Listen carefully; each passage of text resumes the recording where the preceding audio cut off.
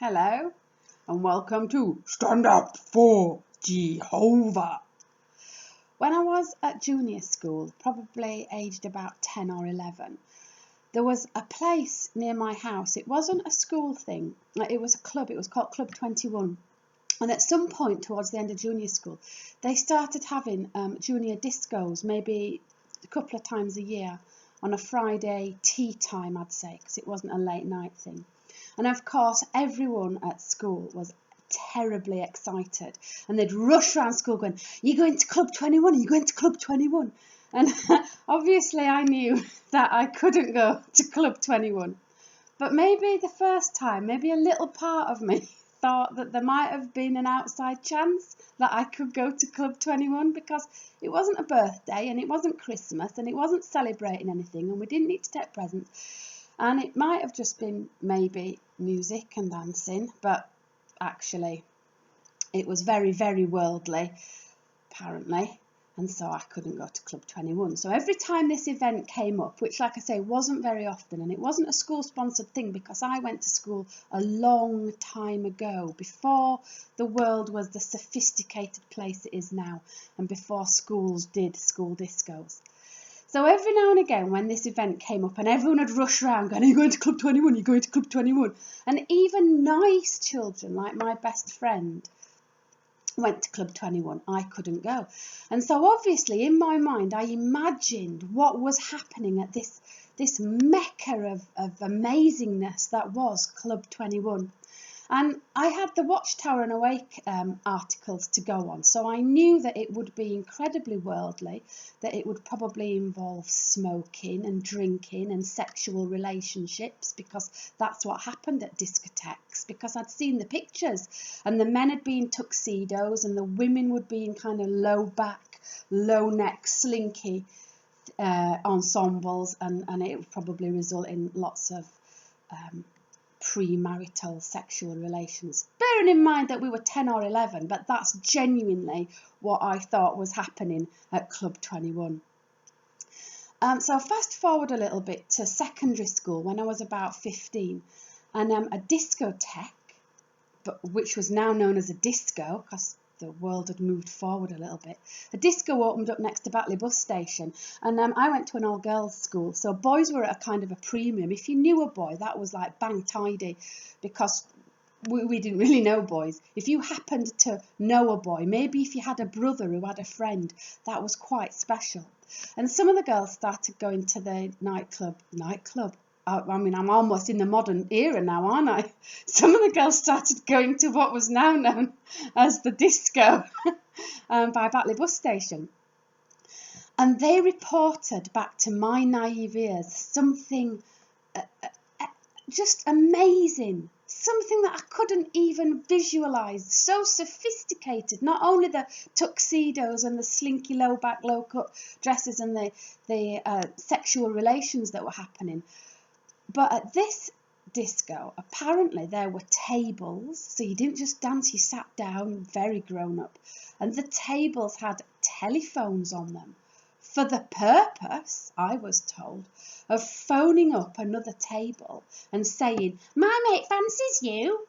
Now, in my mind, I wasn't quite sure how soon after the telephone call sexual relations ensued.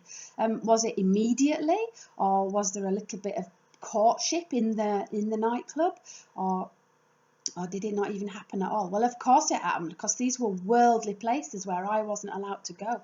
So in my mind, I imagined these girls rocking up in slinky outfits, and these sophisticated boys that I'd never even seen or met, but they were obviously drop dead gorgeous and cultured and intelligent and emotionally adept, all phoning each other up, and then at some point quite soon going and having sexual relations. Now, I do know that actually sexual relations did happen with a couple of girls in my class, because one of them had to leave in year 11 to have a baby. So I'm not kind of mocking the fact that those things did actually occur. And when I think back to the disco by Batley bus station, the only people that went there were really rough as nails. The one girl that went was called Sonia Robbs. She was frightening. She was a a Nephilim of a girl, and she single-handedly terrorised and terrified the entire rest of the class. 29 of us lived in fear of Sonia Hobbs, who went to this incredibly sophisticated place and presumably transformed into some kind of wonderful, sophisticated woman who telephoned an equally sophisticated young man and had sexual relations, as I've mentioned. I did have one close shave with a nightclub. This nightclub was getting quite... We're into the modern age now. I'm feeling a bit more grown up. When I'd left school, I had two Jehovah's Witness friends who I think were twins, called Gwen and Jill. And they were incredibly exotic girls because we all liked the hippie skirts with the tassels on the bottom. All three of us, against all better judgment of our parents, had a hippie skirt with tassels on the bottom. They were long, so no leg was shown, but they clearly marked you out as some kind of deviant from normal society. And one night, me and Gwen and Jill got on the bus and one Saturday night, and went to Bradford. And by the Bradford ice rink was a place that played music, and allegedly all these things that I've described went on. But it was a hippie place. And me and Gwen and Jill were like children in the frosted window. Oh, what's happening in there? And we bravely put our hippie skirts on. And we walked up the steps to this place. Now, it can't have been a disco where you paid to go in because no money exchanged hands.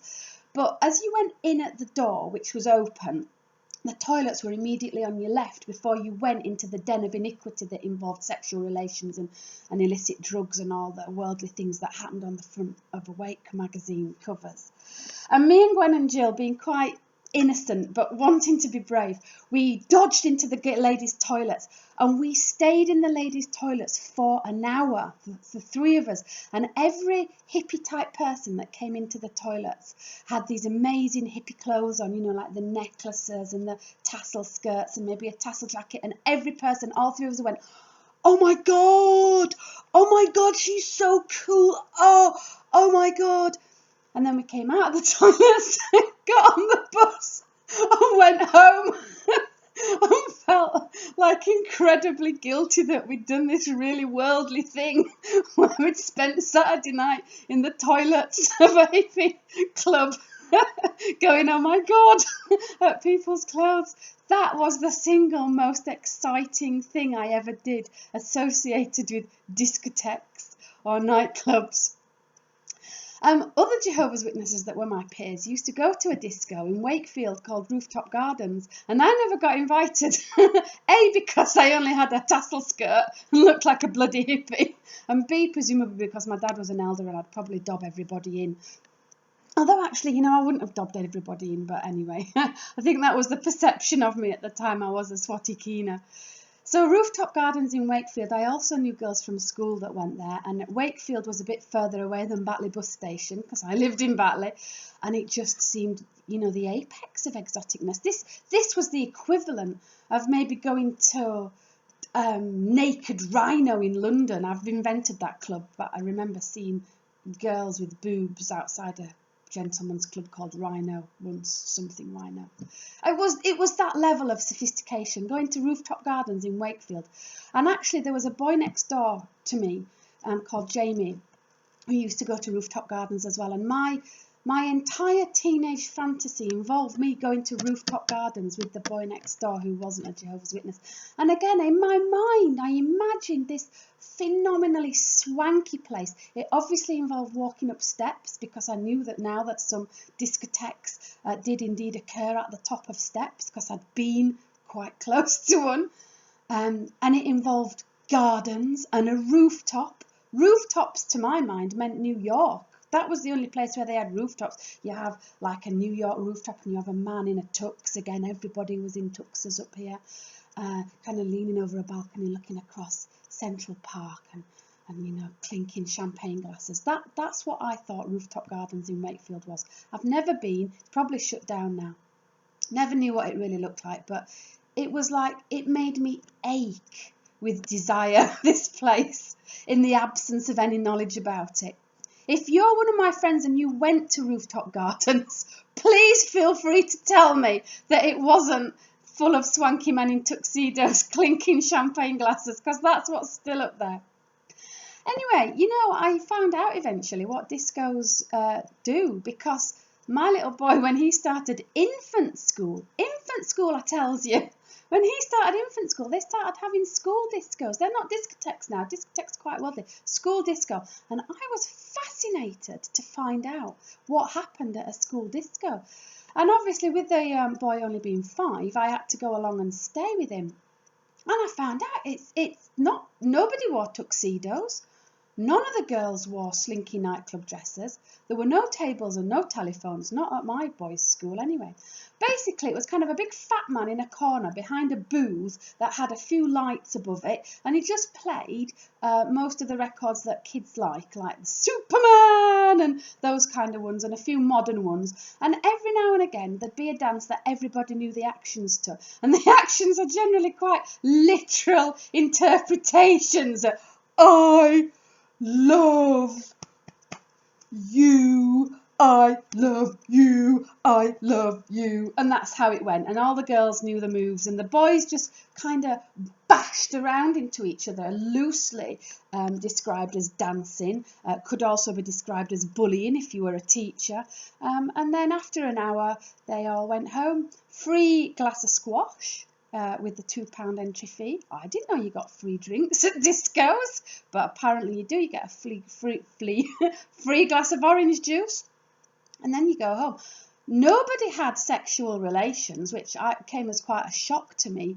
There weren't any drug dealers skulking outside offering people drugs as they went in. Again, a big shock to me. Didn't really, nothing like the front of the Awake article cover, with, you know, knives and skinheads and knuckle dusters and loose women. Loose women are always a bit floppy, aren't they? And their arms are very sexual. I know my arms aren't sexual anymore. I'm an old lady. But, you know, on the front of the Awake are very sexual arms, and there's always a man staring at the woman's sexual arms and desiring her in ways that if he phoned her up on the discotheque telephone, sexual relations would ensue almost instantly, I'm guessing.